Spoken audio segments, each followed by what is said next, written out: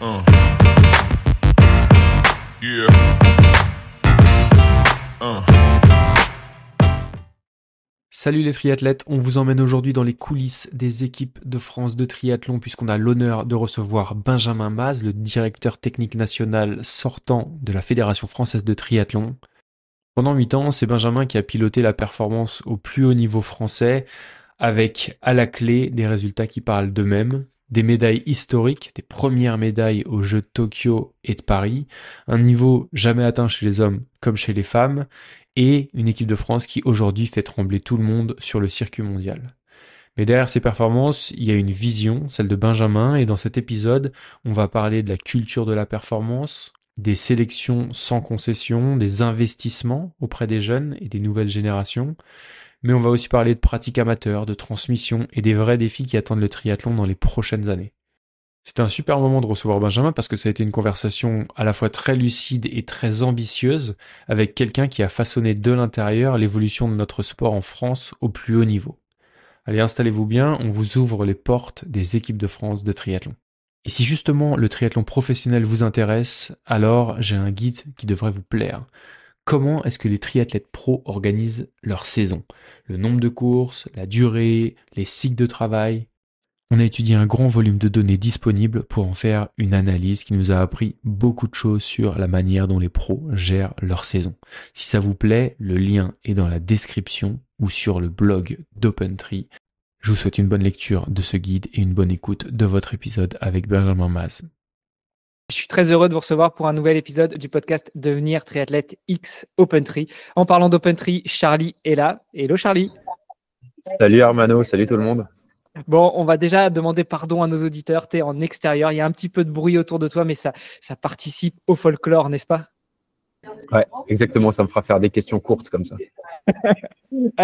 Et puis, nous avons comme invité aujourd'hui Benjamin Mazet. Salut Benjamin. Bonjour à vous. Benjamin, on va revenir sur ton actualité, mais je pense qu'on peut le dire, tu as été le DTN emblématique de la Fédération française de triathlon quelques années. Oh, c'est gentil. Je pense qu'il y en a d'autres aussi qui l'ont été. En tout cas, j'ai été le DTN et je le suis encore pour quelques jours jusqu'au 31 mars. Le DTN de la Fédération française de triathlon, c'est une grande fierté parce que, en tant que passionné de triathlon, forcément, c'est un peu particulier d'être à la tête du coup de la direction technique nationale, surtout dans ces années fastes avec notamment les Jeux Olympiques et Paralympiques de Paris 2024. Oui, effectivement. 2024, c'était une belle année, je pense, quand on était à la Fédé et en particulier DTN. Avant de rentrer justement sur tout l'aspect un petit peu technique de qu'est-ce qu'un DTN, qu'est-ce qu'il fait, qu'est-ce qu'il ne fait pas, il ou elle, d'ailleurs, là pour le coup, toi, tu es un homme, mais ça pourrait aussi être une femme. Je te laisse te présenter. Tu nous as dit que tu étais passionné de triathlon, donc qui es-tu, Benjamin Mazet, d'un point de vue perso et d'un point de vue sportif aussi? Oui, bien sûr. Alors, et d'ailleurs, DTN femmes, effectivement, il y en a eu quelques-unes. Il y en a eu 2 à la Fédération de triathlon, 4 DTN hommes. Et voilà, on parlera de la suite juste après. Alors, moi, j'ai été triathlète pendant de longues années. J'ai pratiqué différents sports et je me suis vite rendu compte que j'étais très intéressé par le fait d'être éducateur, de transmettre des valeurs, de prendre la conduite d'un groupe. Donc, très tôt, dès 15-16 ans, j'étais bénévole au sein de mon club, d'abord d'escalade, puis après, je me suis tourné vers le triathlon parce qu'après plusieurs blessures au dos, on m'a conseillé de faire de la natation. Donc, j'ai été au triathlon. Dans le club dans la ville de Ponto-Combo, il y avait un club qui s'appelait l'Aqua Club Ponto-Roissy. Donc, c'est là que j'ai découvert ça, la famille du triathlon, cet état d'esprit, le fait de la variété de ce sport du triathlon. Donc, j'ai de suite accroché, quand bien même mon niveau sportif était très médiocre au début, 2 minutes au 100 libre. Mais j'ai la chance d'avoir des grands segments, d'être plutôt grand, donc d'avoir, après 2 ans, chatouillé la minute au 100 mètres nage libre et puis d'avoir pris plaisir aussi à découvrir du coup l'enchaînement des activités. J'ai eu le plaisir de participer au championnat de France jeune de triathlon, mais j'étais un sportif de niveau très, très, très modeste. Tu nous as pas dit l'année. À l'année, ouais, c'est dans les années 2000. Ouais, 2000. Je crois que c'est 2000 tout pile. 99-2000. On s'est peut-être croisé d'ailleurs.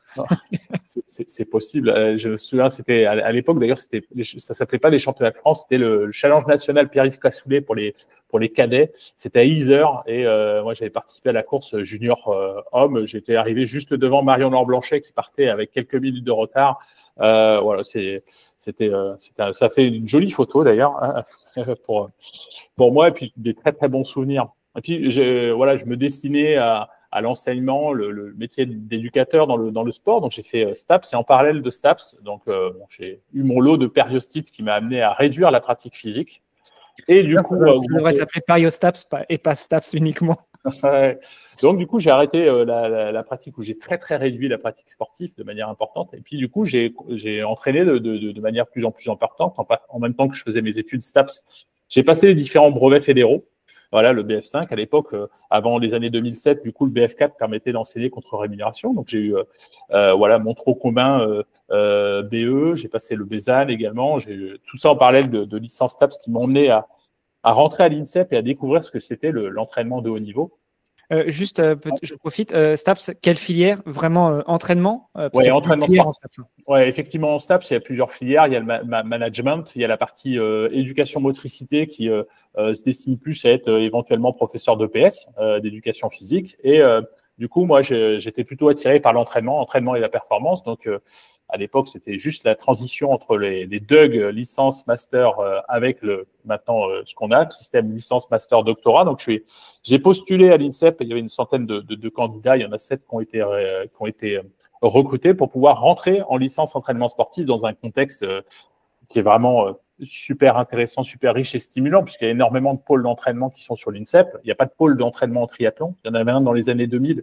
Et puis, la fédération avait fait le choix de le fermer, d'en ouvrir plutôt dans le sud de la France, à Saint-Raphaël, à Bouloris, et puis à Montpellier.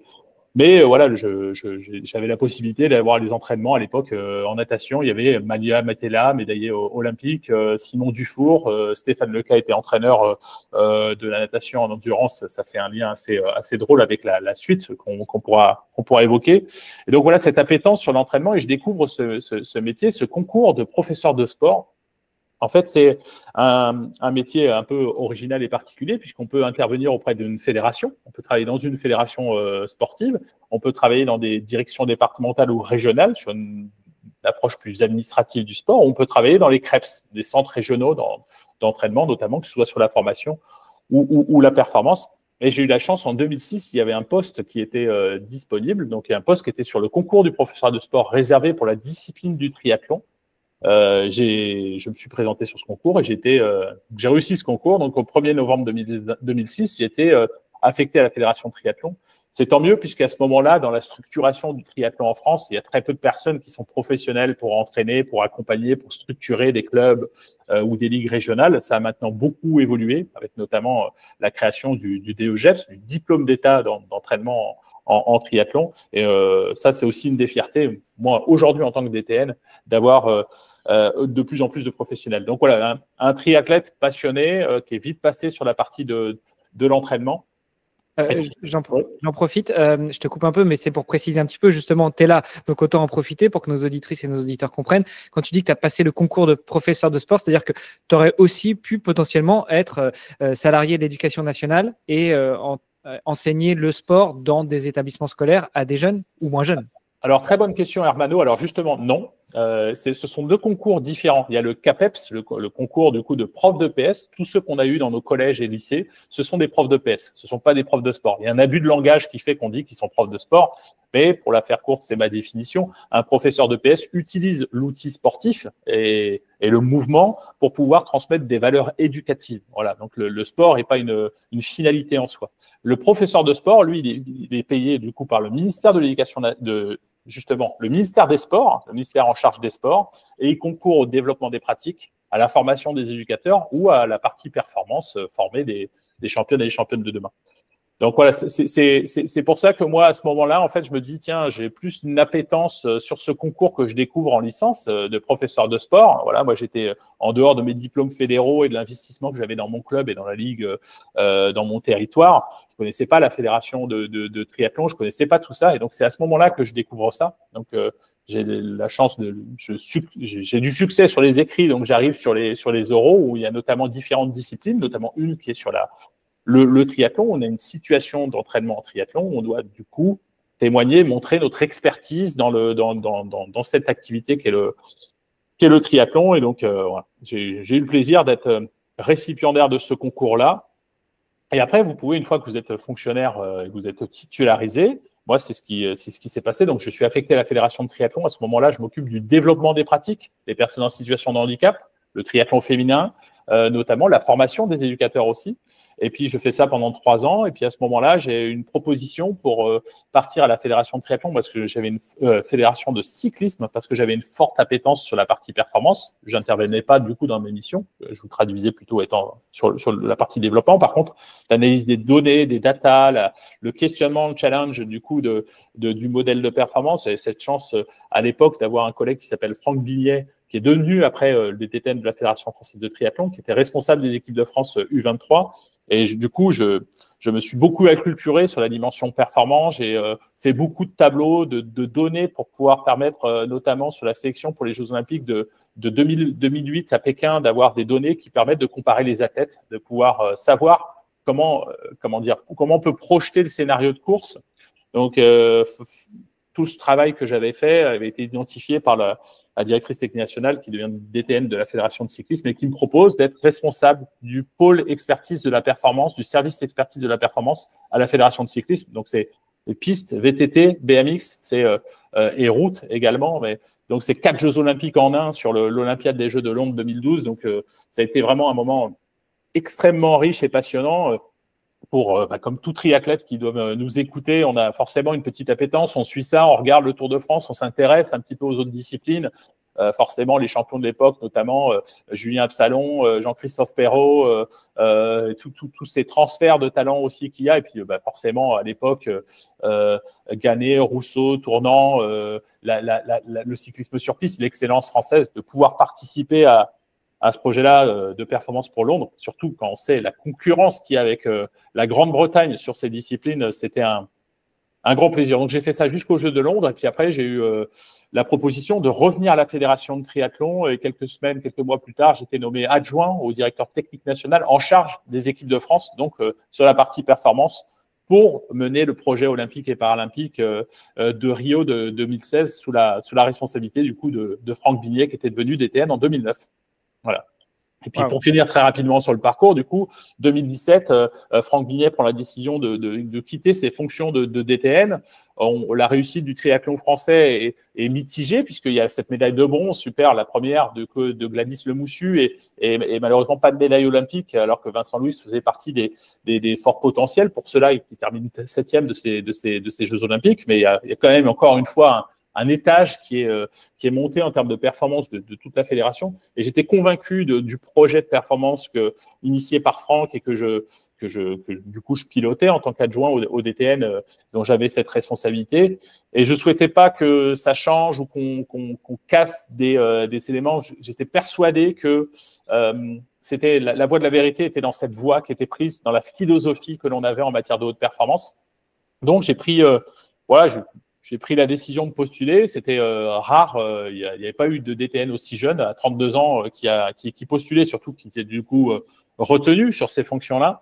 Donc, c'était un grand plaisir du coup d'être nommé le 7 juillet 2017, de pouvoir continuer d'incarner ce projet de performance. Wow. 2017-2025, du coup, 8 ans passés en tant que DTN. Concrètement, un DTN, ça fait quoi au quotidien? C'est quoi ses missions?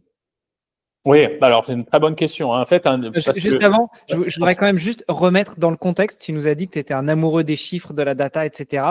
Et que c'est notamment ce qui t'a permis après de passer à la Fédération française de cyclisme et potentiellement de revenir à la Fédération française de triathlon. Tu l'as dit, 2007. Maintenant, aujourd'hui, les data, les big data, les AI, le machin, tout ça, tout le monde sait tout sur tout. Et puis, un gamin de 5 ans, il pourrait te dire ce que c'est ChatGPT. À l'époque, il n'y avait pas grand monde qui manipulait des données comme ça. Donc, félicitations quand même. Ouais, merci. Non, c'était super intéressant justement d'avoir cette approche. Mes missions à l'époque au cyclisme, il y avait 3 pôles. C'était répondre aux besoins des entraîneurs. Tiens, Benjamin, on a vu que les Allemands utilisent 7 roues. Tiens, on voit que les Anglais utilisent ce matériel. Ou qu'est-ce que tu en penses? Bien sûr, je suis pas expert sur tous les domaines, mais par contre, mon rôle était de bien traduire le besoin des responsables d'équipe de France, des entraîneurs nationaux, pour aller chercher les experts en biomécanique, en physiologie, en psychologie, en nutrition ou autre. La deuxième mission, c'était à l'inverse, de faire des propositions. Moi, je me souviens en 2009, sur la première Coupe du Monde à laquelle je participe en cyclisme sur piste à Manchester, je vois la façon dont est utilisée la nutrition par les sprinteurs et ça me semble tout à fait optimisable, bonifiable, parce que, vous savez, tous les gens qui nous écoutent, qui font du triathlon, on a une petite sensibilité quand même sur la dimension nutritionnelle. Et donc, j'ai proposé aux entraîneurs nationaux de l'époque de travailler avec un professionnel de la nutrition pour mettre en place une stratégie nutritionnelle. Qu'est-ce qu'on prend moins 1 heure avant, moins 45 minutes avant, moins 30 minutes avant, voilà, pour pouvoir vraiment avoir une feuille, une ligne de conduite, à la fois sur la partie nutrition, mais aussi impliquée avec la partie performance, entraînement, récupération, parce que quand vous avez dans un tournoi de vitesse individuelle différentes manches avec des sprints à puissance maximale, il y a des stratégies de récupération qui doivent être mises en place. Et le troisième point, c'était assurer une veille à tous les niveaux, que ce soit technologique, sur le matériel, les dernières publications scientifiques, mais également voir qu'est-ce que fait la concurrence. Et voilà, moi, ça, c'était extrêmement nourrissant parce qu'il y avait plein de choses à faire. Et moi, ce qui me rend très heureux, c'est de voir que le travail que j'avais pu initier, je pense notamment au cyclisme, au VTT, au vélo de montagne, il y a eu une grosse évolution entre 2008 et 2012, puisque du coup, on réduit de 30 à 45 minutes même la distance, la durée des épreuves, parce que c'était trop long. Et puis surtout, on a sur le parcours des Jeux de Londres 2012 à Adelaide Farm, c'était un parcours à 90% artificiel, ce qui ne se faisait pas à l'époque. On avait des parcours qui étaient essentiellement naturels, donc des parcours plus courts, plus compacts, avec du coup un modèle de performance qui est complètement différent. Et du coup, j'ai recruté une équipe pour aller du coup objectiver les contraintes de ce parcours, redessiner ce parcours et puis voir en fait quelles sont les qualités physiologiques qu'il faut pouvoir avoir sur ce parcours. Donc, je me souviens tout le travail qu'on a pu faire et fournir finalement des données aux entraîneurs pour orienter les contenus d'entraînement. Voilà, on était forcément très fiers de voir Julie Bresset finir championne olympique. Elle le doit à elle-même et à son entraîneur, mais de se dire qu'on a participé à créer les conditions pour lui permettre d'être la plus performante. En tout cas, voilà, que ce soit ça ou sur les autres disciplines, c'était vraiment un grand plaisir de voir que ça a continué, surtout derrière. Ça a perduré aujourd'hui, de voir qu'ils sont beaucoup plus nombreux sur le cyclisme sur piste quand j'étais seul sur cette fonction, quoi. Je crois que en tout cas, moi, c'est ce que je trouve le plus fort, c'est d'avoir montré la pertinence et la nécessité de ces fonctions et puis de les étoffer, de les développer. Merci. Du coup, je redonne la parole à Charlie qui te demandait, mais c'est quoi un DTN finalement? Ouais. Et est-ce qu'il y a une différence aussi entre DTN de la FFC, donc Fédération Française de Cyclisme, DTN de la FF3 ou DTN d'autres fédérations? Parce que j'imagine que tu échanges avec tes pairs. Oui, bien sûr, beaucoup. Alors la petite histoire, comme ça, je le fais de manière très schématique et un peu rapide. Au jeu de 1960 à Rome, je ne vais pas vous faire tous les jeux jusqu'à 2024. Mais en 60 à Rome, la France est pas très performante. Il n'y a pas de titre olympique. Il y a Michel Jaddy qui fait une médaille, mais très peu de médaillés. Donc le général de Gaulle décide à cette époque-là de se dire il faut consacrer des moyens supplémentaires à la France, au sport, parce que le sport est un moyen de. Aujourd'hui, on parle de soft power, mais c'est un moyen de rayonnement pour une nation. Voilà, ça termine 24 ou 25 ou 26e pour la France, c'est pas à la hauteur du rang que le président de la République estimait à cette époque-là. Donc, il se dit… C'est que c'est maintenant un outil de soft power, mais à la base, le sport, c'était quand même un moyen d'entraîner les soldats pour aller à la guerre. Donc, l'inverse du soft power. Ouais, et donc, du coup, à ce moment-là, il se dit, je vais mettre des moyens financiers et des moyens humains pour pouvoir aider à structurer le mouvement sportif. Voilà, donc la création, quelques années plus tard, de ce corps des professeurs des sports répond à ça. Aujourd'hui, il y a 1400, entre 1400 et 1500 professeurs de sport qui sont du coup placés auprès des fédérations dans beaucoup de sports, tous les sports olympiques, c'est certain, mais aussi sur des sports, des disciplines non reconnues de haut niveau, par exemple la randonnée pédestre, qui vont aider à la structuration de ce sport. La structuration du coup, par exemple, sur la partie professionnalisation, la formation des éducatrices et des éducateurs. Ça, c'est un des premiers pôles. Le deuxième pôle, c'est bien sûr le développement des pratiques, faire en sorte notamment que les publics cibles pour le ministère, notamment les personnes en situation de handicap, les femmes, les jeunes, les personnes âgées, les personnes qui ont des pathologies, en tout cas celles et ceux qui sont éloignés de la pratique sportive, on puisse mettre des dispositifs à leur disposition. Puis le troisième plan, c'est pour les disciplines notamment reconnues de haut niveau, olympiques et paralympiques, c'est faire rayonner la France, donc gagner les médailles aux Jeux olympiques et aux Jeux paralympiques. Aujourd'hui, à la Fédération de triathlon, du coup, on est 24 cadres d'État qui sont payés par le ministère des Sports, placés auprès de la Fédération de triathlon, entre guillemets prêtés, mais gratuitement. Donc, c'est quand même une charge RH d'à peu près 1 400 000 € que l'État donne gratuitement à la Fédération de triathlon pour concourir à cela. Bien sûr, en plus, on met en œuvre le projet fédéral, on participe de cela. Et donc, le directeur technique national, sa première mission, ça va être de manager, de diriger l'ensemble des cadres d'État et éventuellement des salariés de droit privé dont il dispose pour pouvoir mettre en place le projet fédéral, d'avoir cette sensibilité sur ces 3 pôles, développement, formation et la performance. Moi, de par mon parcours, j'ai forcément cette appétence particulière et j'ai eu cette fonction singulière d'être le sélectionneur des équipes de France olympiques et paralympiques. Je suis le sélectionneur sur toute sélection prononcée par la Fédération de triathlon, c'est moi qui en assume cette responsabilité-là. Ça va pas être le cas pour mon collègue de telle ou telle autre discipline qui vient pas forcément de la discipline ou qui a pas la légitimité ou qui souhaite pas incarner cette fonction. Moi, c'est le cheminement que j'ai suivi et qui aujourd'hui semble quand même être plutôt pertinent avec une main forte, une prise très forte par la direction technique nationale, en lien avec le politique, parce qu'on ne fait que mettre en œuvre une politique ministérielle, une politique de la fédération, sur un projet de performance qui est assez ambitieux. Donc voilà, le DTN, il fait ça. Mes camarades des autres disciplines vont faire peu ou prou la même chose, en tout cas sur ces 3 pôles. Et par contre, le sport français est un petit peu atypique par rapport à tous les autres pays, d'avoir des agents de l'État, des fonctionnaires qui travaillent dessus. Après, quand je discute avec Mike Cavendish, mon camarade britannique, lui, par exemple, il est DTN, mais il ne gère que la partie haute performance. C'est pareil avec mon ancien collègue John Farah aux États-Unis, il gère que la partie performance. C'est rare d'avoir un seul directeur qui gère développement, formation et haute performance, quoi. Voilà. Donc c'est valable et ça c'est le modèle qu'on retrouve dans tous les sports olympiques et paralympiques français. Et dans ton équipe, Benjamin, tu avais quelles expertises pour travailler avec toi? C'était quoi les profils qui constituaient cette équipe de 24 personnes?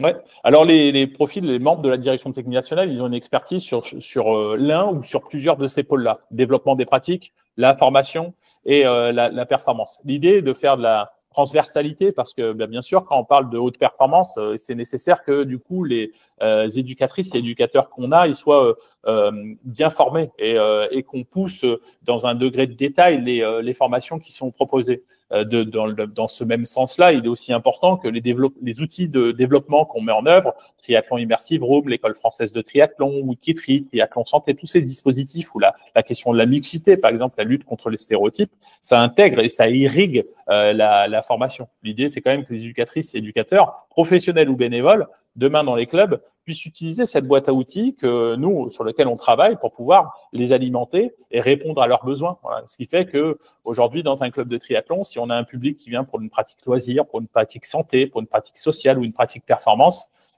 aujourd'hui, un éducateur peut se retourner vers cette boîte à outils fédérale et logiquement, il va trouver quand même de tout pour pouvoir l'aider, ce qui permet aussi, quand vous avez des bénévoles, qui sont par exemple les parents d'enfants qui ont une appétence pour encadrer un groupe, ils vont pouvoir éventuellement, s'ils ont une compétence pédagogique, c'est ce qu'on a souhaité faire par exemple pour que les profs les instituteurs, les profs des écoles, s'ils ont envie de mettre en place un cycle pédagogique sur le triathlon, boum, ils font un tour sur Wikitri, ils vont avoir des fiches pédagogiques qui vont leur permettre d'initier au triathlon, quand bien même ils connaissent rien au triathlon, mais ils connaissent la pédagogie, ils savent comment gérer un groupe d'enfants.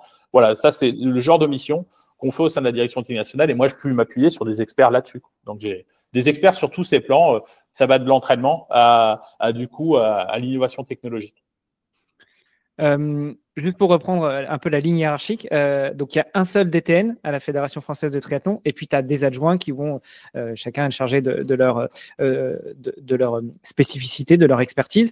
Donc au-dessus de toi, est-ce que c'est le président de la Fédération française de triathlon qui te donne des ordres, qui te dirige? Est-ce que c'est le ministre des Sports, ou est-ce que tu as une hiérarchie opérationnelle et une transversale? Enfin, comment ça marche, juste pour comprendre un petit peu, en tout cas à l'heure d'aujourd'hui, sachant que, je le rappelle quand même, la Fédération française de triathlon, que je trouve très bien structurée, est une fédération très jeune.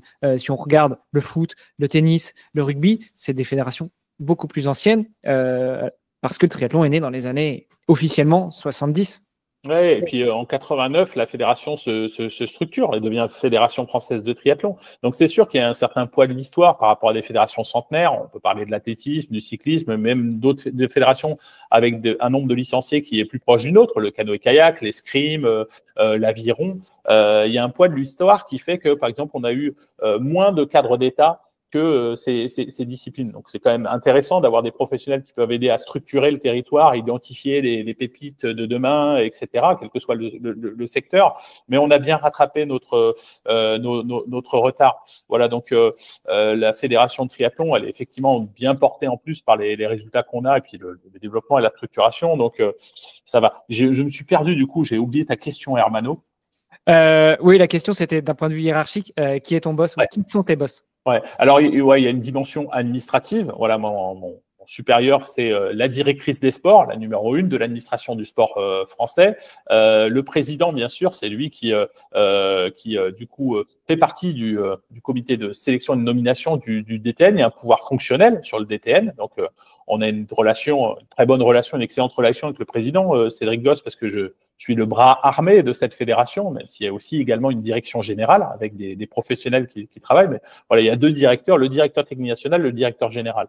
Moi, j'ai souvent l'habitude de le personnifier comme ça vis-à-vis des sportifs. Je travaille, ma patronne, c'est Marie Barsac, la ministre des Sports, qui travaille qui est membre d'un gouvernement avec le Premier ministre et le Président de la République. Donc, quand vous avez le Président de la République qui dit pour les Jeux de Paris 2024, l'objectif, c'est top 5 de la nation. Voilà, moi, quand je me retourne vers les sportifs et que je dois prendre des décisions stratégiques qui sont très exigeantes et qui sont, qui sont punchy, ben c'est parce que mon employeur, l'État, il veut de l'or olympique ou paralympique. Only gold counts, comme disent les Britanniques, parce que le classement des nations se fait par l'or, puis l'argent, puis le bronze, et malheureusement, parce qu'on aurait été très bien servi, les médailles en chocolat ne sont pas comptabilisées. Bon, en triathlon, il n'y a pas eu beaucoup de médailles en chocolat. Ah ben, on les a toutes faites en triathlon. Sur Paris 2024, hommes, femmes, relais mixte, c'est une razzia française. Voilà. Mais donc, voilà, c'est une fonction, une haute fonction. J'ai été nommé par la ministre des Sports. Le prochain DTN est lui aussi nommé par la ministre des Sports. Donc, c'est un poste important qui est très, très valorisant et qui participe du rayonnement de sa discipline dans le concert des sports et aussi vis-à-vis des autres DTN, ça c'est certain. Il y avait une question que je voulais évacuer tout de suite. Est-ce que, alors, on a compris, toi, tu es professeur S sport, donc professeur de sport. On ne va pas revenir sur ce que tu as expliqué au début de l'épisode. Est-ce que le DTN, en tout cas à la FF3, vu que tu es aussi sélectionneur, est entraîneur? Est-ce que c'est toi qui diriges l'entraînement des élites, de la performance, ou est-ce que tu t'appuies pour le coup sur certaines personnes que j'imagine tu vas être en charge de nommer? Oui, alors bien sûr, non, je ne suis pas entraîneur, je ne suis pas celui qui va prescrire les séances, il faut faire 4 x 800 ou 8 x 400 aux athlètes. J'ai toute une équipe avec moi au sein de la direction technique nationale. J'ai un directeur technique national adjoint, j'ai une responsable des équipes de France olympique, pareil pour paralympique et pour la relève. Il y a des entraîneurs dans nos structures d'entraînement qui sont compétents en la matière. Voilà, je peux citer notamment, par exemple, Michael Ayassami, qui est sur le pôle, le centre d'entraînement de Boulouris, qui était jusqu'au jeu de 2024 entraîneur d'Emma Lombardi. On a toutes ces compétences en interne. Mais il y a également des personnes, c'est le cas de Julien Pousson, par exemple, qui est l'entraîneur de Dorian Conax et maintenant qui entraîne également Emma Lombardi, qui est du coup privés qui travaillent. Et du coup, le but de la direction technique nationale, c'est de faire en sorte qu'on crée les conditions de performance et d'accompagner les sportifs là où ils sont pour performer. Il n'y a pas de discrimination sur le fait d'appartenir à une structure privée, une structure familiale ou une structure fédérale, d'être dans tel ou tel club, d'être en France, d'être à l'étranger. Il y a une seule discrimination qui est parfaitement assumée au sein de la fédération, c'est celle de la performance. Tu es performant ou tu es pas performant. Tu es en situation de handicap. Black, blanc, beurre, jeune, vieux, homme, femme, il n'y a pas de discrimination sur ces plans-là. Et par contre, on va effectivement appréhender les singularités, les besoins particuliers que peuvent avoir tel public par rapport à tel public, tel sportif par rapport à tel autre. C'est pas les mêmes besoins peut-être pour un triathlète en fauteuil que pour une triathlète junior fille. Et le travail va être de pouvoir faire en sorte qu'on accompagne tous ces potentiels de la meilleure façon. On n'est pas focalisé uniquement sur le court terme.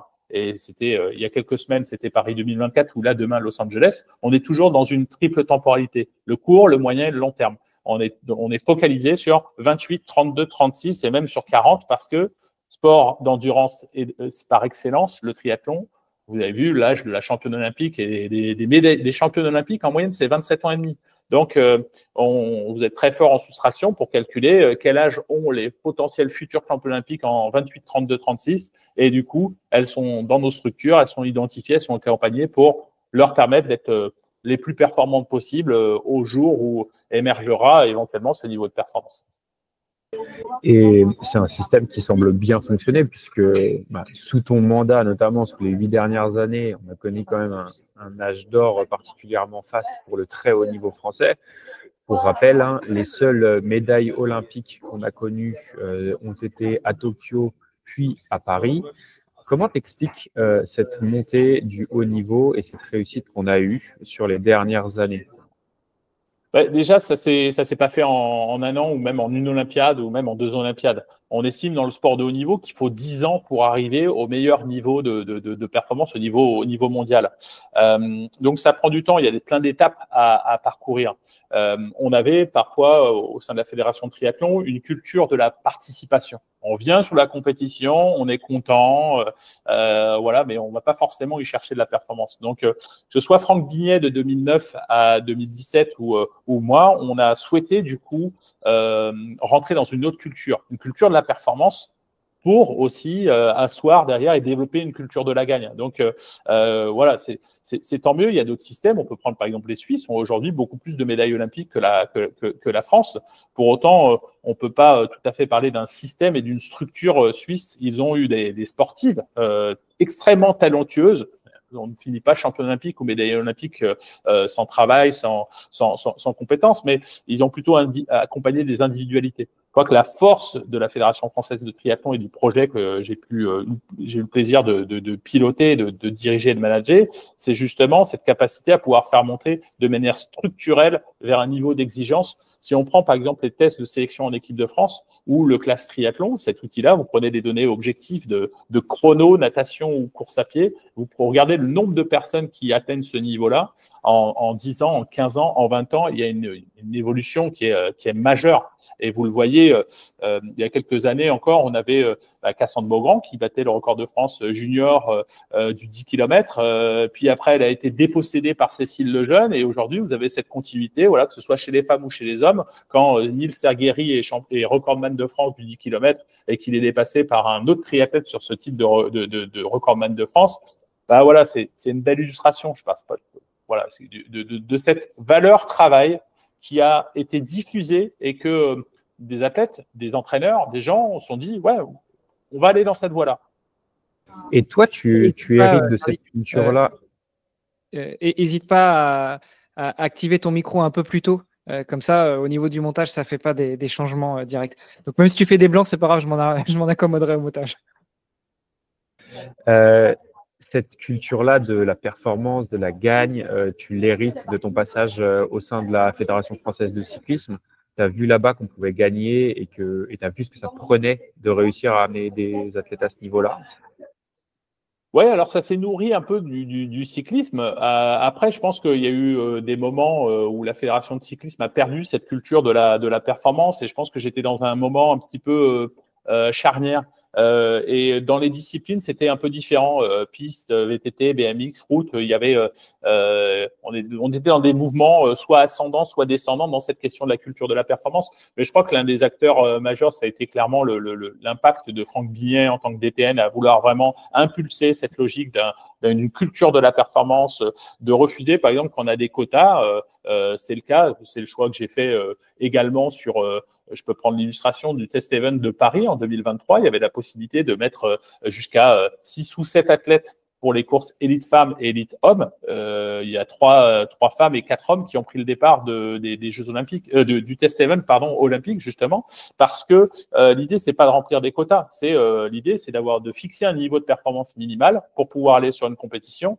Et à l'inverse, et j'en étais très fier sur ces championnats du monde junior, par exemple, la France n'avait que 3 quotas.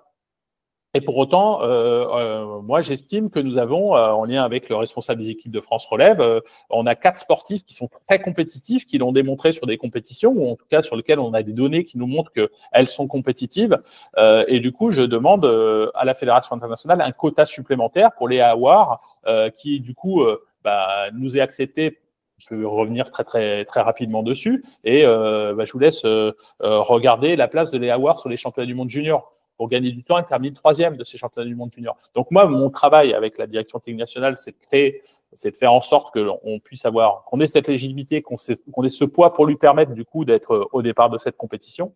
Voilà, c'est une grande fierté quand ça se passe comme ça également. En fait, ça, on le doit aussi à l'histoire et la légitimité, la culture de la performance qu'on a, quoi. Parce que quand on amène des athlètes, c'est pour être performant sur les compétitions. Je crois que voilà, l'histoire, l'héritage que l'on a, quand on a les Jeux de 2012, 4 et 5 pour Laurent et David, de mémoire, on a Jessica Harrison également qui est 9e sur ces Jeux Olympiques, ça marque bien ce virage qui a été pris. Mais il y a aussi des compétitions sur lesquelles on a parfois sélectionné aucun athlète. Pendant 5 ans, aucune élite femme n'a été sélectionnée sur la grande finale mondiale. Ou quand, sur les championnats du monde post-Covid junior, je ne sélectionne aucun junior français, alors même que les championnats du monde sont en Portugal de mémoire, sont en tout cas voilà, c'est très proche. Parfois, on me dit, tiens, Benjamin, ça coûterait pas cher. C'est pas une question de coût, c'est une question de crédibilité, c'est une question de cohérence, c'est une question de respect vis-à-vis d'un projet qui est d'être performant. Parfois, on a des athlètes qui sont performants. Parfois, les athlètes ne sont pas suffisamment performants. Plutôt que de payer un déplacement, là, par exemple, cette année, nous avons les championnats du monde à Wollongong en Australie. Je vous cache le coût, on va faire une économie là-dessus. Si on envoie un athlète pour aller finir 30e à 5 minutes de la tête de course, certains vont prétendre que il gagne en expérience, etc. Moi, je suis convaincu que cet argent, on a plus d'intérêt à l'utiliser pour permettre, par exemple, d'aller peut-être sur des Coupes d'Europe ou alors se dire, c'est peut-être pas vers un athlète de 28 ou 30 ans, on va le mettre plutôt vers des petits, vers des athlètes qui ont entre 15 et 19 ans. Et peut-être que les 5 000 € du billet d'avion, ça fait quand même 5 fois une semaine de stage pour 5 jeunes à potentiel.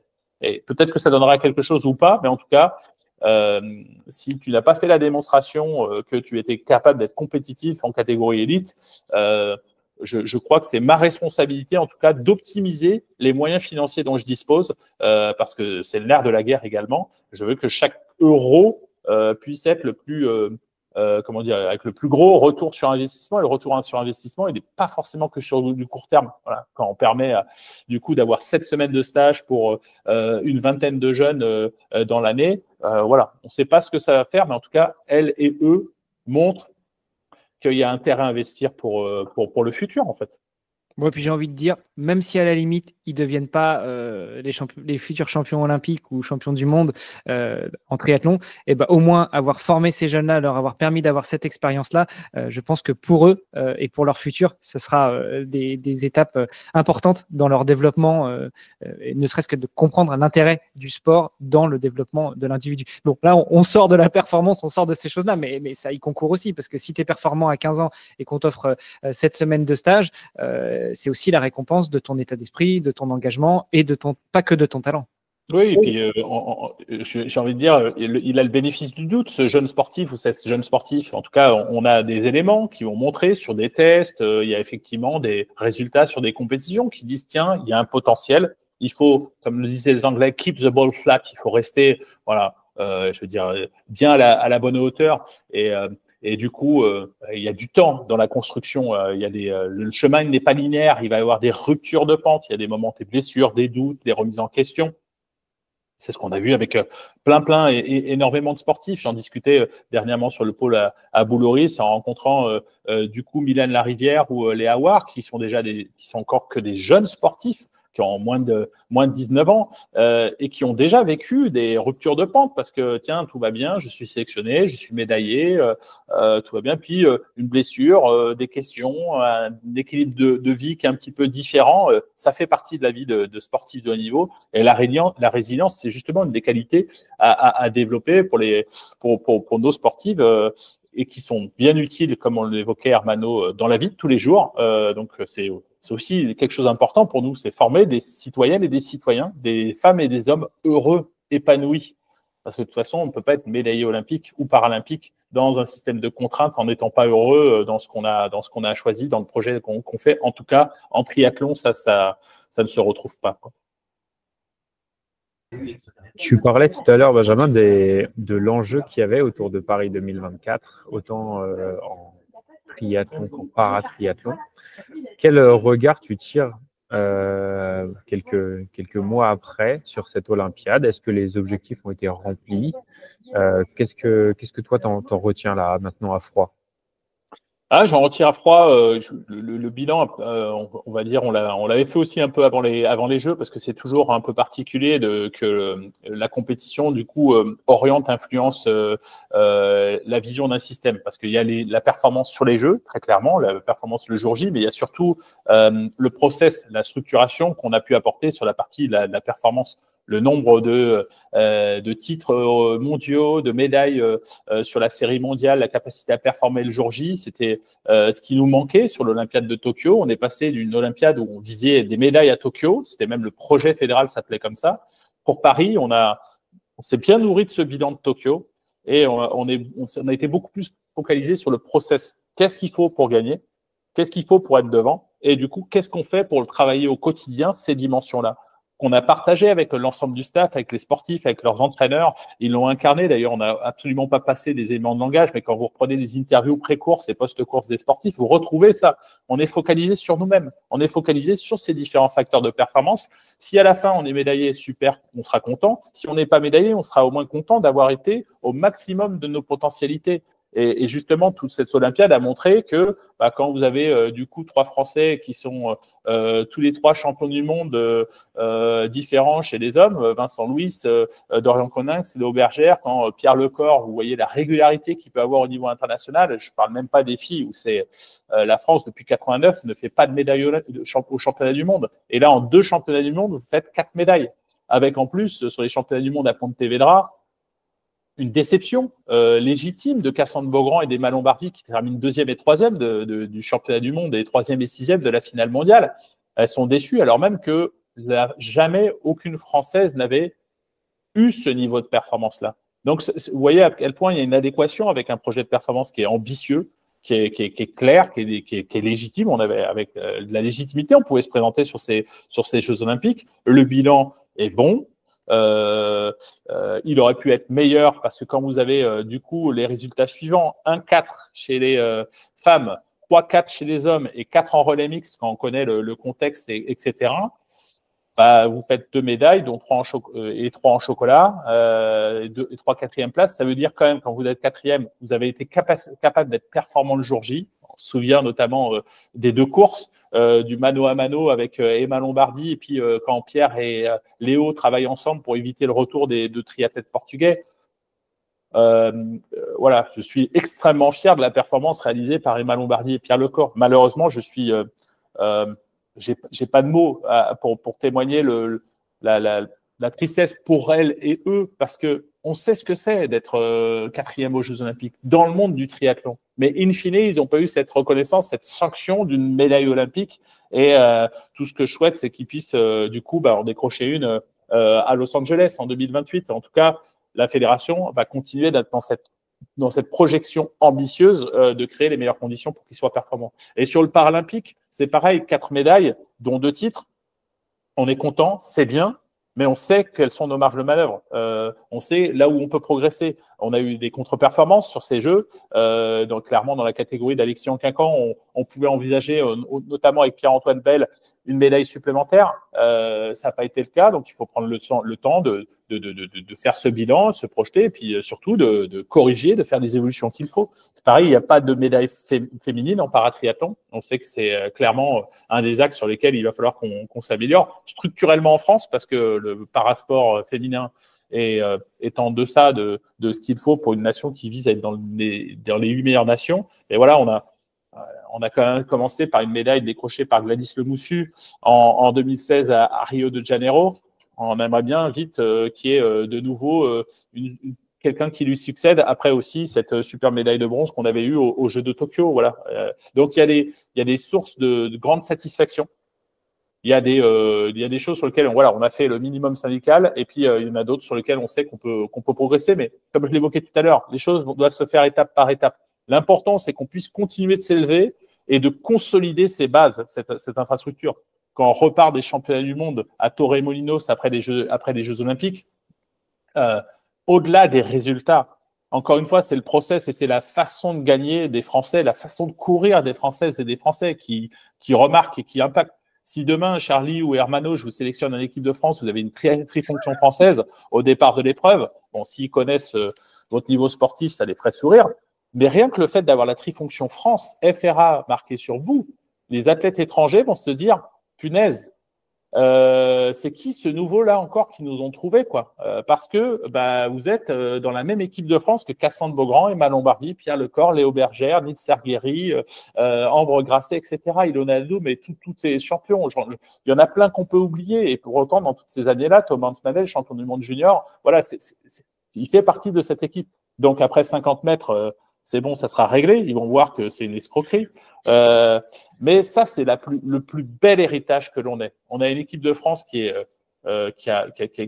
court d'une façon qui est tout à fait à l'image du projet de performance et j'ai envie de dire même de l'état d'esprit qu'on a en tant que Français, quoi. On se cache pas pour attendre les dernières minutes, les derniers mètres pour pouvoir faire un sprint. On est présent sur l'avant de la course du début à la fin, en étant capable d'être stratège, de répondre aux différentes évolutions du triathlon, parce que le triathlon, c'est un sport ouvert qui est extrêmement riche. C'est pour ça qu'on le fait, qu'on rayonne quand on est triathlète, parce qu'on a envie de partager notre passion avec tout le monde. On peut parfois en saouler quelques-unes ou quelques-uns, mais en tout cas, l'essayer, c'est l'adopter, clairement, le triathlon. Ouais, et puis, c'est pas nous qui dirons le contraire, hein. On essaye justement de partager sur le triathlon au moins une fois par semaine. Dans le triathlon, alors on parle beaucoup de performance, on a compris, c'est aussi la mission que tu as fixée en tant que DTN. Et dans cette performance, il n'y a pas que les Jeux Olympiques. Le triathlon, tu l'as dit, c'est vaste, c'est riche. Il y a de la distance olympique, il y a aussi d'autres distances et il y a aussi d'autres sports dont la Fédération française de triathlon est délégataire. Pour rester sur le triathlon en lui-même, quelle est la position de la direction technique sur les autres distances que celle de la distance olympique? Oui, alors déjà, il y a un cadre administratif, on revient, ça peut paraître pur et barbatif, mais comme on l'évoquait tout à l'heure, les différents patrons, que ce soit le président de la fédération, la directrice des sports, ou du coup la ministre ou l'Agence nationale du sport, le but, c'est le rayonnement de la France et donc être performant dans les disciplines olympiques, paralympiques ou reconnues de haut niveau. Alors, c'est quoi la reconnaissance de haut niveau? En triathlon, on a effectivement un nombre de délégations pour beaucoup de disciplines. Il y a le triathlon olympique, le paratriathlon, ce sont les deux disciplines qui sont aux Jeux olympiques et aux Jeux paralympiques, donc ça paraît évident. Et nous avons ensuite seulement deux autres disciplines qui sont reconnues de haut niveau. Le duathlon courte distance et le triathlon longue distance. Dans le duathlon courte distance, c'est assez évident parce qu'on n'a pas de circuit privé et autres. Il y a les championnats d'Europe, les championnats du monde, il y a des fois des Jeux mondiaux une fois tous les 4 ans.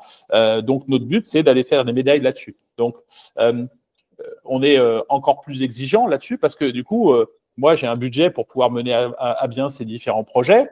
Il faut que ça soit rentable du coup de pouvoir investir là-dessus et surtout de créer les meilleures conditions de performance. Donc voilà, on accompagne les duathlètes s'ils ont la capacité à faire partie des médaillés européens ou mondiaux. Je crois qu'on l'a démontré toutes ces années ils ont été nombreux à être médaillés mondiaux européens. On le doit à leur travail, à leur qualité. Et puis du coup, à cet aménagement, par exemple, si je prends l'exemple de Benjamin Choquer, multimédaillé mondial, il bénéficie d'une convention d'insertion professionnelle. Parce qu'il est dans une discipline de reconnue de haut niveau, il est sur les listes des sportifs de haut niveau parce qu'il est médaillé mondial au championnat du monde de duathlon. Et donc, du coup, on peut mettre avec son employeur un aménagement de son temps de travail qui lui permet de ne pas travailler à temps plein et d'être payé à temps plein. Ça va lui laisser du temps pour pouvoir mieux s'entraîner, partir en stage, éventuellement mieux récupérer, aménager son temps de travail pour qu'il travaille au moment où c'est plus opportun par rapport à son projet sportif. Et donc, ça, c'est compensé par la fédération, ou en tout cas, la fédération intervient auprès de l'Agence nationale du sport et de différents partenaires pour faire en sorte qu'on mette du coup cet argent pour pouvoir le détacher.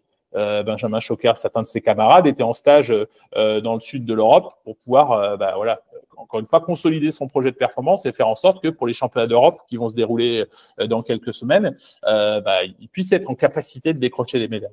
Après, le triathlon longue distance, c'est un peu particulier puisqu'on sait qu'il y a énormément de circuits privés, notamment voilà, Ironman qui est peut-être le plus mythique et le plus connu, mais maintenant avec le T100, avec beaucoup de concurrence, ça peut paraître un peu plus illisible, là, l'objectif du ministère. Le ministère, c'est des disciplines reconnues de haut niveau par la Fédération internationale. Aujourd'hui, il n'y a qu'un seul championnat du monde qui est officiel et qui est validé par la Fédération internationale, c'est le championnat du monde World Triathlon.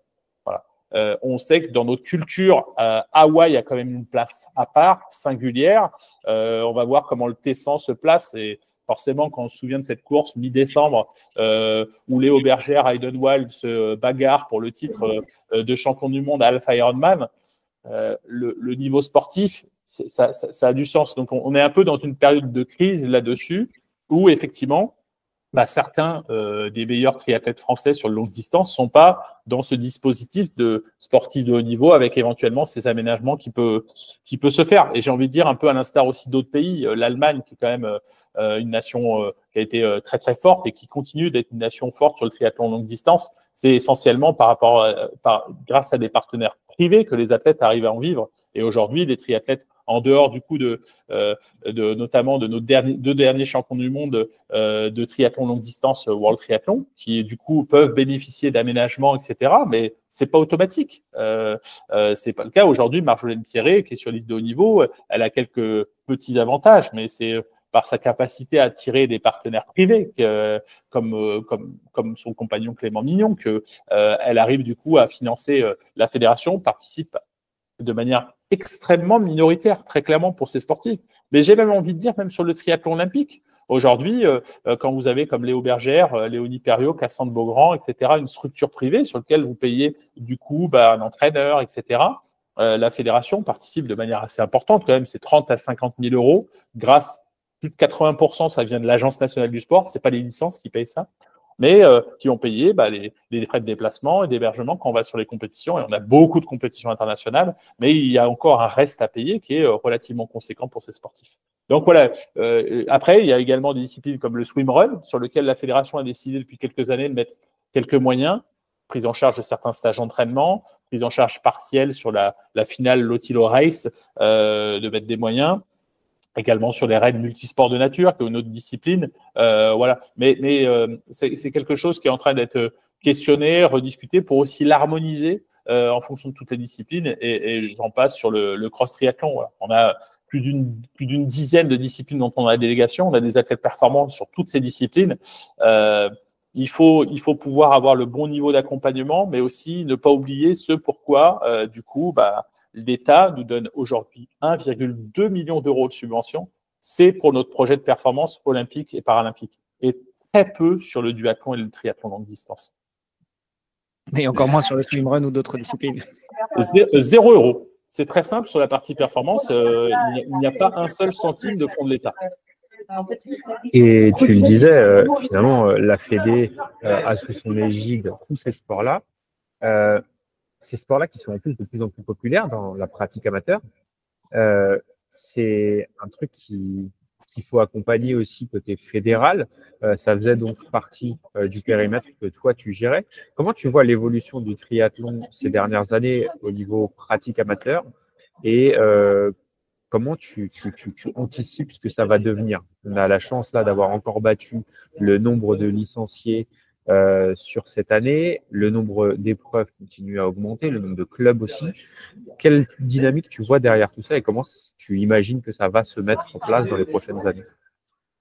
Oui, alors on est dans un secteur, dans une activité qui est très, très porteuse, le triathlon. Depuis que j'y suis, depuis que je le pratique, on est sur des augmentations de 5 à 8% du nombre de licenciés. Et au-delà du nombre de licenciés, c'est surtout le nombre de pratiquants. Parce que, en tant que fédération, on vise du coup à fédérer les ligues régionales, les comités départementaux et les clubs qui proposent de la pratique sportive. Mais il faut surtout être toujours très proche des attentes des pratiquants et des attentes, j'ai envie de dire, sociétales. De plus en plus, on a la question de la mobilité. Quand on a des personnes qui travaillent aux quatre coins de la France, comment est-ce qu'on peut leur offrir une offre de pratique, d'entraînement? On sait qu'on a la fédération de triathlon, dans les prochaines semaines, on va battre le record historique, on va battre un nouveau record, 70 000 licenciés. On a plus de 200 000 pratiquants, donc qui ne sont pas licenciés dans nos clubs. Ce n'est pas forcément une volonté fédérale de manière automatique de demander à tout le monde de pratiquer en club. L'idée est d'offrir des services, déjà de la protection aussi du public, faire en sorte qu'on ait des encadrants qui soient compétents, à titre bénévole ou professionnel, qui puissent du coup orienter, faire les meilleures préconisations, les meilleures prises en charge pour ces publics, quelle que soit leur finalité, leur motivation finalement en termes de pratique. Mais je crois que l'un des challenges qu'on a et que le mouvement sportif a de manière générale, et le triathlon en particulier, c'est comment est-ce qu'on s'ouvre notamment à ces pratiquants qui sont pratiquants plus libres, plus sauvages, et quelle offre on peut avoir. C'est pour ça que c'est aussi important, c'est ce que tu évoquais, Charlie, et à la fois la structuration de nos clubs, mais également de l'offre de pratique, notamment au travers de nos compétitions, de ces circuits de compétition, et de soigner cette partie-là. Je crois que l'un des enjeux du triathlon qui a été très bien réussi depuis des années pour un sport qui peut être taxé d'être extrêmement compétitif, je crois que notre grande fierté en tant que pratiquant de triathlon, c'est justement de montrer que tout le monde peut le faire. Quand bien même, on a parfois des pratiquants qui sont très orientés sur le modèle compétitif. Tiens, je veux faire du moyenne distance, du longue distance, Alpha Ironman, Ironman, etc. Et hier, je croisais à l'administration un triathlète qui me dit, voilà, on pourra courir ensemble, je ne cours que 4 fois par semaine. Il faut bien avoir conscience du caractère conséquent, voire peut-être un peu parfois extrême, de nos modalités de pratique, qui ne sont pas extrêmes pour nous dans notre champ du triathlon, mais je crois qu'on est content d'accueillir tout le monde. Voilà, le but, ma plus grande fierté, c'est que les gens se mettent en mouvement. Voilà, et aujourd'hui, je crois qu'on n'a pas de souci à dire je suis triathlète et je fais 2 séances par semaine, toutes disciplines confondues, et je suis triathlète, j'en fais 17 par semaine. Et je crois qu'il faut continuer à être comme ça, à être extrêmement ouvert, respectueux des motivations, des envies des uns et des autres, et à vivre de manière harmonieuse avec ces différentes sensibilités. Et je crois que l'un des challenges, c'est faire aussi en sorte que nos clubs continuent de pouvoir se développer, d'accueillir tous ces publics-là. On sait qu'on a quelques difficultés, notamment d'ordre de l'équipement, de faire en sorte que on ait de l'accès aux piscines. Et c'est quelque chose avec le président Salengos qu'on travaille de manière très forte. On le rappelait encore lundi à la ministre des Sports qui l'entend et qui doit annoncer des mesures pour pouvoir augmenter le nombre de piscines en France. Mais la chance du triathlon, c'est quand même la multi-activité, la polyvalence qu'on peut avoir. Voilà, quand on parle de swim-run, bike and run, qui peut avoir une plus belle discipline que le bike and run? Elle est transgénérationnelle, elle est mixte, on peut le faire de n'importe quelle sorte que ce soit. On peut demain avoir un champion ou une championne et puis quelqu'un qui a un niveau beaucoup plus modeste, ils peuvent le faire ensemble en fait. Et je crois que ça, c'est notre grande richesse qu'il faut continuer de préserver, d'alimenter, de structurer, de challenger, et puis de ne pas louper des autres défis importants qui sont les nôtres, notamment avec ces circuits privés, avec toutes ces évolutions sociétales qu'il faut pouvoir accompagner, notamment avec le développement de tous les environnements numériques. Je voulais juste revenir sur une chose. Tu n'es pas obligé de commenter, mais moi, ça me tient à cœur.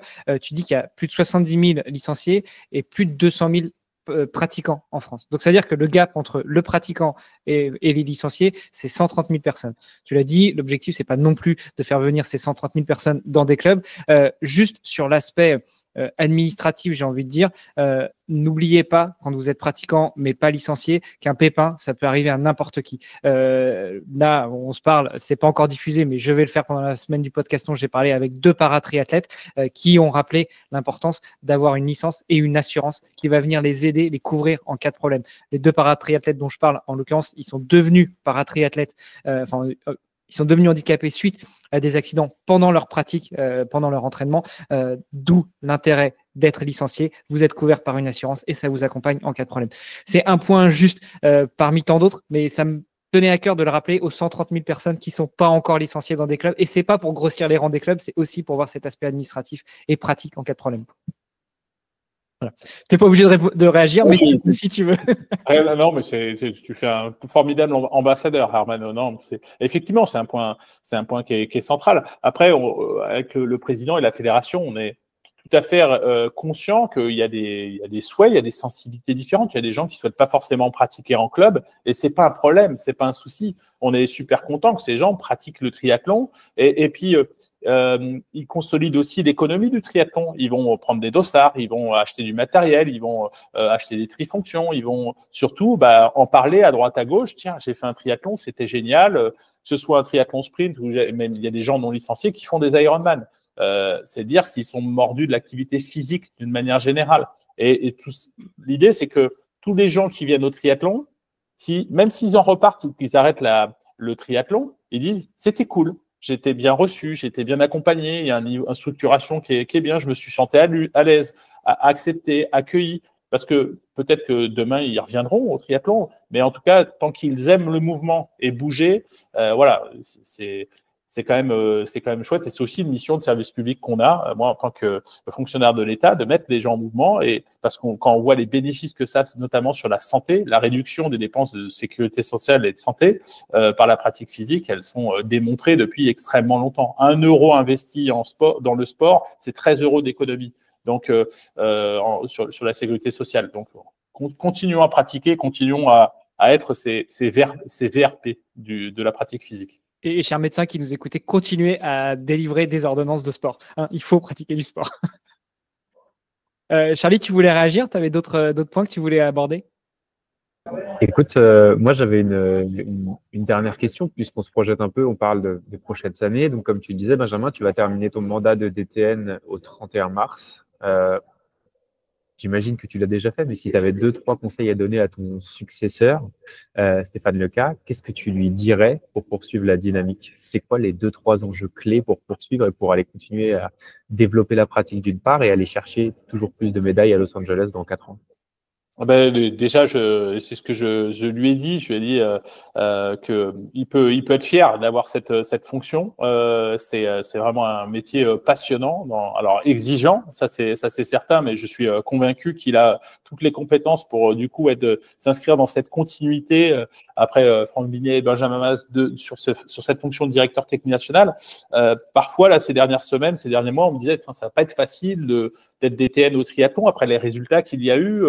De prendre la suite. J'ai envie de dire bien au contraire, on est tout à fait lucide en interne sur tout ce que l'on peut faire encore. On peut faire encore beaucoup mieux sur Los Angeles. Et très clairement, même si le palmarès est quand même élevé, la barre est haute, mais je suis convaincu que le triathlon français va faire mieux. C'est évident. Si on peut avoir une bataille entre nos 3 Françaises et 3 Français sélectionnés aux Jeux Olympiques pour aller décrocher le 2e titre olympique et notamment chez les femmes. Je veux dire, c'est ce qu'on a eu là, c'est sur les championnats du monde. C'est juste fantastique, c'est enthousiasmant. Donc, c'est de continuer d'avoir cette incarnation d'un projet ambitieux pour notre fédération, mais à tous les niveaux, pas que sur la partie performance. Je crois que c'est ça qui est extrêmement important de témoigner notre singularité en triathlon, c'est d'incarner ces valeurs de mixité, d'accessibilité, d'éthique sur lequel on doit être absolument irréprochable.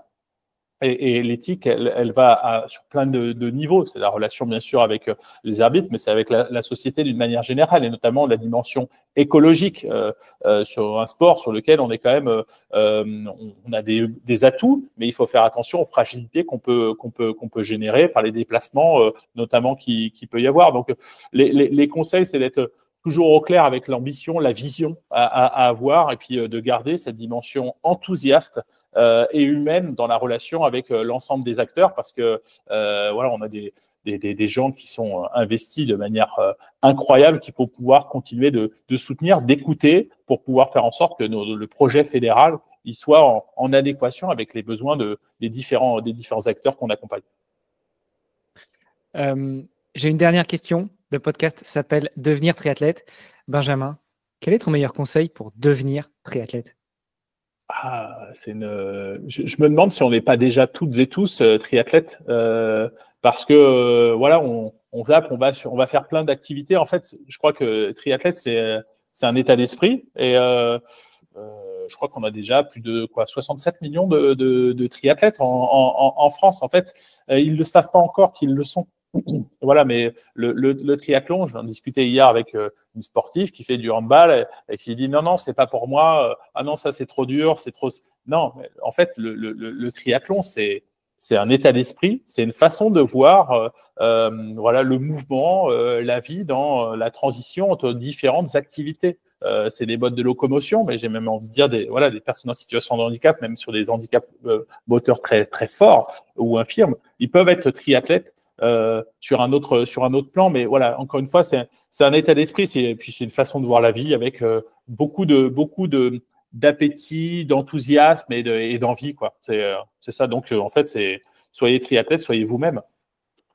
C'est un état d'esprit, comme tu l'as dit. J'apprécie beaucoup. Benjamin, où est-ce qu'on te suit, qu'on t'encourage, qu'on t'envoie des petits messages perso, hein, pas en tant que DTN. On va te laisser tranquille sur ce sujet-là. Non, mais avec plaisir. Je suis sur LinkedIn, sur Instagram.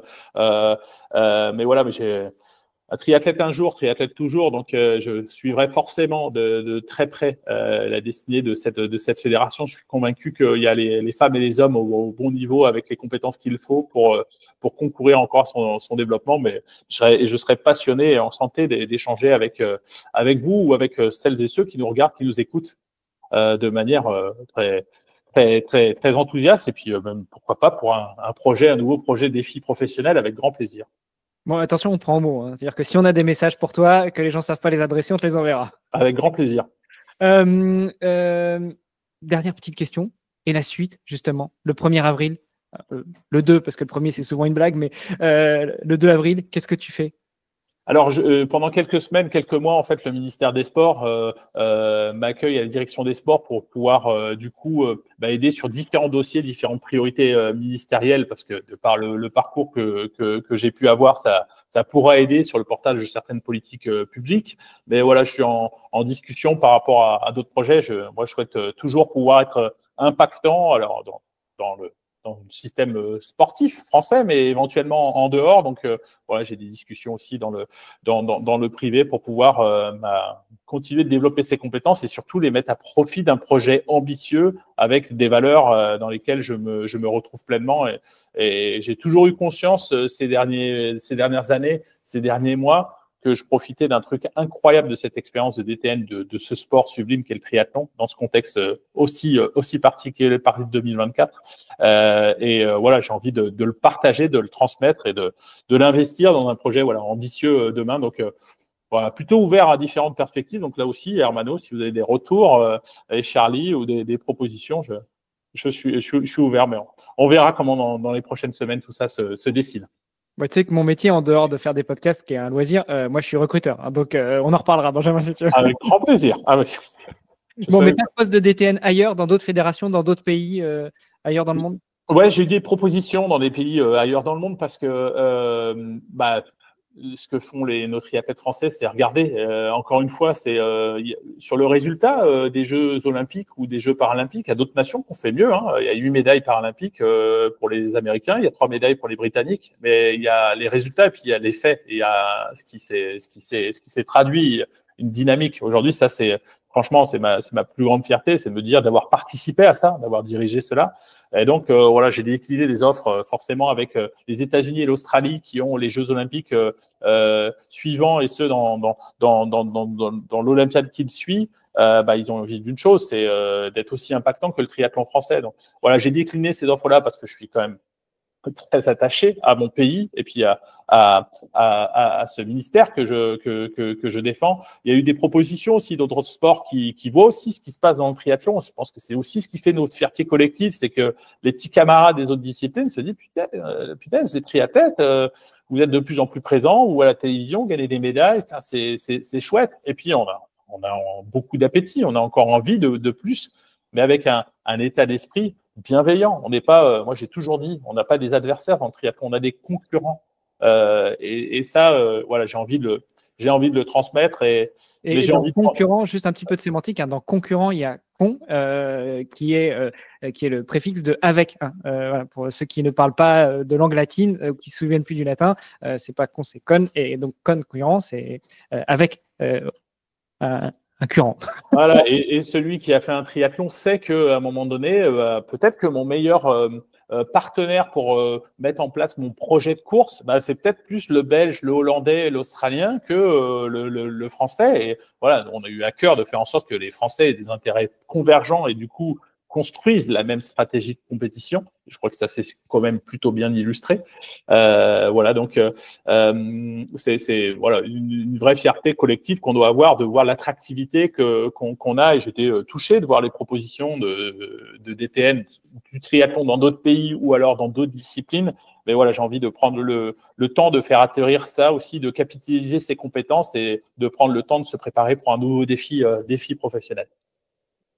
Bon, puis l'objectif du prochain DTN de triathlon, c'est de faire comme pour le BMX, 1, 2, 3 à toutes les prochaines rencontres internationales.